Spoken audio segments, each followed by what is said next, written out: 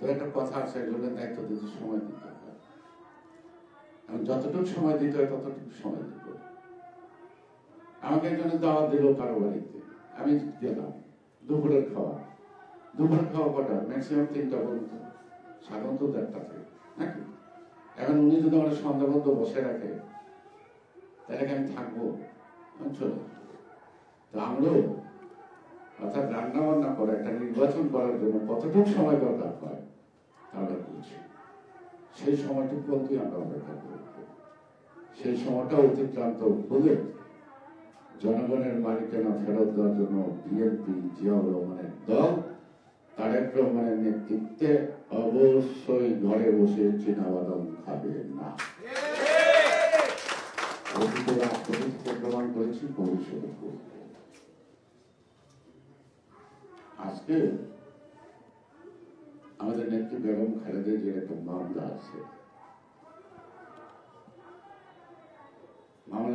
আজকে শুনানি আছে। হয়তো উনি অসুস্থতার কারণে যেতে পারবেন না, হয়তো কোর্ট কগনিজেন্সি নিতেও পারে, নাও নিতে পারে, ওয়ারেন্টও দিতে পারে, নাও দিতে পারে। কেন খালেদা জিয়ার মামলা এখনো থাকে? যে কারণে থাকে? আপনাদের তো মামলা নাই, আপনাদের কোনো ভয় নাই, তাই না? একজনের আছে, ওটা তো অটোমেটিক্যালি চলে যায়, যাবে না। কিন্তু আমরা মামলা কি যেন খেলাম, গরু চুরি বিড়া খেয়েছে না, রাজনীতি করতে যেতে পেরেছে। এত মিথ্যা মামলা, সেই মামলাগুলি যেখানে যেমন আছে তেমনি হয়, এখনো হাজিরা দিতে হয়, না হলে ওয়ারেন্ট এখনো হয়। এই জন্য বলছি, সরকার বদলে গেছে। তুমি আমি একই আছি, যা ছিলাম আগে। যা ছিলাম আগে তা বেশি দিন থাকতে চাই না। নতুন কোন বিতর্ক যাতে সৃষ্টি না হয়, কোন সাংবিধানিক সঙ্গীততা জটিলতার যাতে মুখোমুখি আমাদের না হতে হয়, সেই ক্ষেত্রে নিজের সতর্ক থাকতে হবে। বিগত আইনমন্ত্রী বর্তমানের আইনমন্ত্রীর কর্মকর্তাদের মধ্যে যেন তারতম্য জনগণ থাকে, তাহলে জনগণ একটু আস্থা হবে, সন্তুষ্টি পাবে নাকি। সে কারণেই বলব যে সেটা তো দলীয় সরকার না, ঠিক না? দলীয় সরকার হলে আমরা বিরোধী দল বলতে পারতাম, আমরা বিরোধী দল না, আমরা সরকারও না। আমরা কি একটি দায়িত্বশীল রাজনৈতিক দল, যেই দলের প্রতি জনগণের ভালোবাসা অপূরণীয়। জনগণের শক্তি আছে বলে বিএনপি এখনো মাথা উঁচু করে দাঁড়িয়ে আছে।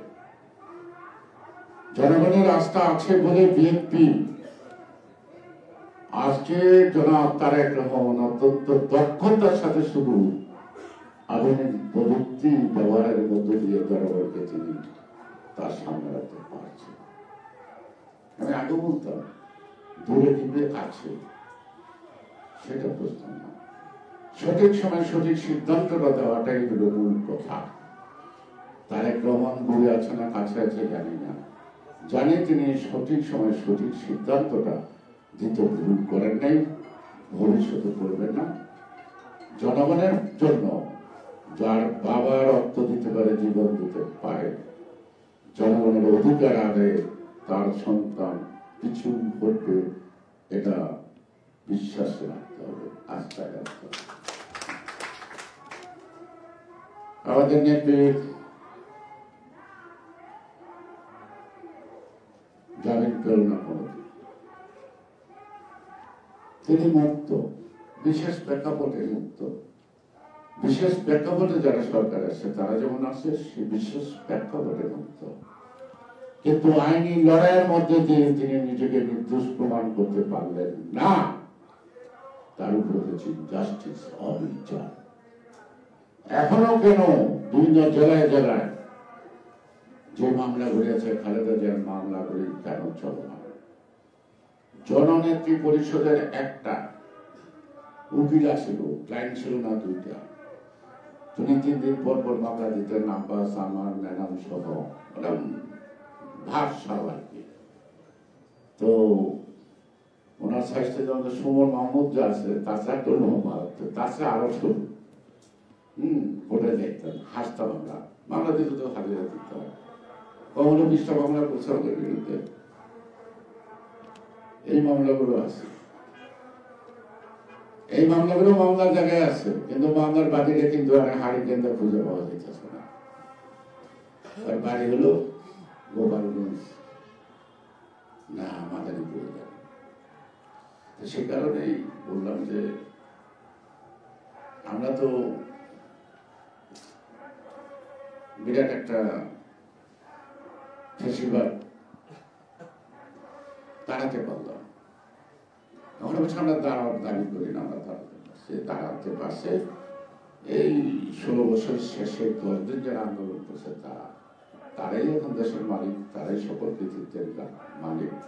আমরা তাদেরকে এই কৃতিত্ব দেওয়ার ক্ষেত্রে কোনো কৃতজ্ঞতা করি না, করবো না। তো আমরা যে কিছু করছি কথাটা মনে রাখা ভালো। আমরা 16 বছর শেখ হাসিনার পাকা চোরের গোড়ায় কলম হয়নি, আমাদের রক্ত গেছে, আমাদের অনেক ভাই হারিয়ে গেছে, আমাদের দিদের পর আমরা যাই খাচ্ছি। যারা আজকে সরকারকে বিভিন্ন কাজে আলটিমেটাম দেন, আমি আপনাদের কোনো আলটিমেটাম সাথে দ্বিমত পোষণ করি না। তো মনে রাখবেন আমরাও ছিলাম, মুকুট আপনাদের মাথায় দিয়ে দিচ্ছি, কিন্তু আমরা সৈনিকটা ছিলাম। Without soldier journalist nothing. সুতরাং আজীবনেই আমরা জনগণের পক্ষে সৈনিক, আমরা সৈনিকই থাকবো, সেনাপতি হবো না। সবাইকে ধন্যবাদ। বাংলাদেশ সবাইকে অনেক অনেক ধন্যবাদ এবং কৃতজ্ঞতা জানিয়ে, বিশেষ করে আমাদের বিএনপি জাতীয় স্থায়ী কমিটির সদস্য বাবু বৎসচন্দ্র রায়, বীর মুক্তিযোদ্ধা জননেতা আব্দুল সালাম, হাবিবুর রহমান হাবিব, অধ্যাপক Alamgir Hossain, electronics media, printing media, multimedia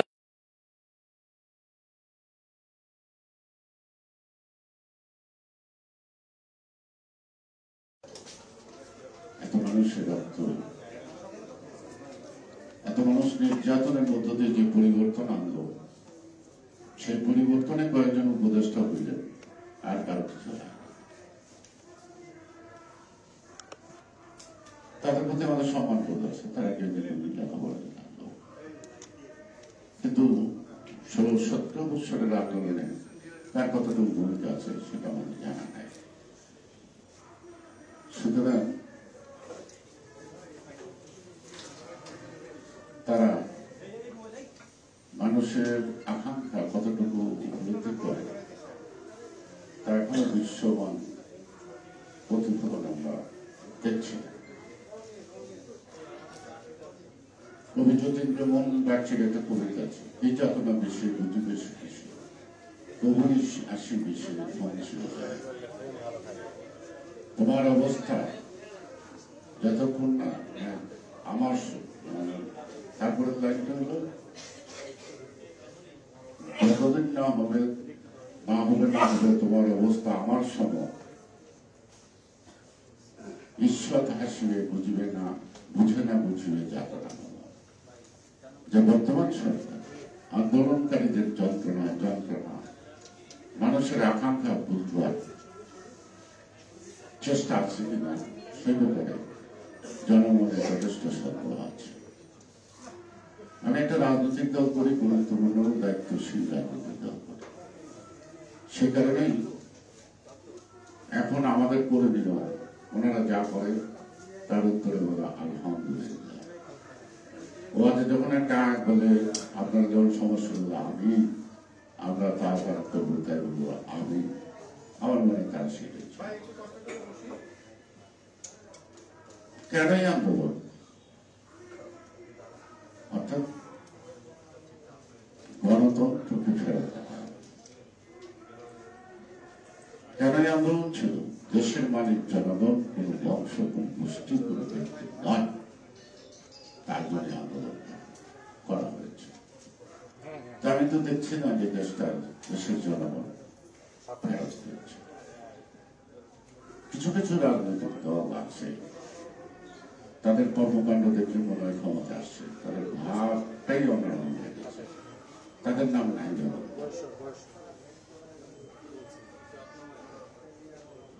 তারা নির্যাতিত, নিঃসন্দেহ।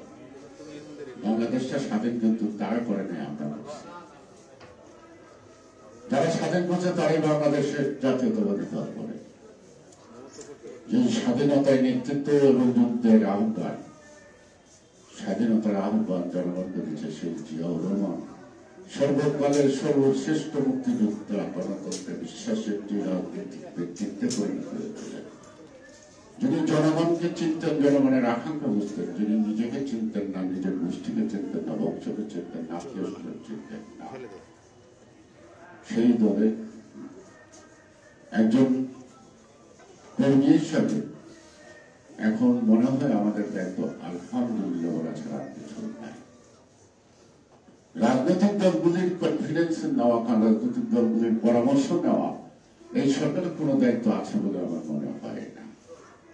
দেশে মাঝে মাঝে কিছু লোক যায়, কিছু লোক আসে, যারা যায় তারা একটু পুলকিত হয়। সরকারের প্রধান উপদেষ্টার সাথে ছবি দেখে মানুষ, আমাকে অনেকে জিজ্ঞেস করে আপনাকে কোথাও দেখি না, দেখার মতো কোন অবস্থা হয় নাই, সে কারণে না দেখাই ভালো। আমরা কি চাই? শুধুমাত্র একটি অবাধ, সুষ্ঠু, নিরপেক্ষ নির্বাচনের মধ্য দিয়ে দেশের মালিক জনগণ, জনগণ ভোট দিয়ে জনপ্রতিনিধি তৈরি করে একটি সংঘাত সরকার গঠন করবে। এটি কিন্তু বিপ্লবের মূল বক্তব্য।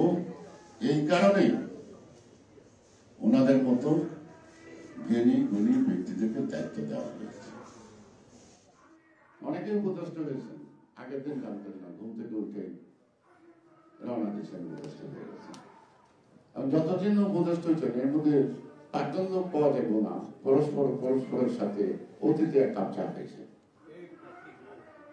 সমন্বয়হীনতা কিন্তু দখল করা যায়, কথা একজনের মধ্যে কিন্তু একই রকম, তাই না? আর রাজনীতিতে অতি প্রগতিশীল হওয়ার জন্য দেখলেন আপনারা পূজা মণ্ডপে গিয়ে গীতা পাঠ করে, তিনি নাকি আবার হুজুর। যদি গীতা পাঠ করে একটা মন্দিরে দাঁড়ায়, তার ধর্ম তার কাছে আসে কিনা এটা নিয়ে তো প্রশ্ন দেখা দিচ্ছে। আগে কোনো সেমিনারে ধর্মতত্ত্ব নিয়ে আলোচনা করলে কখনো কখনো বাইবেলের কথা আসতে পারে,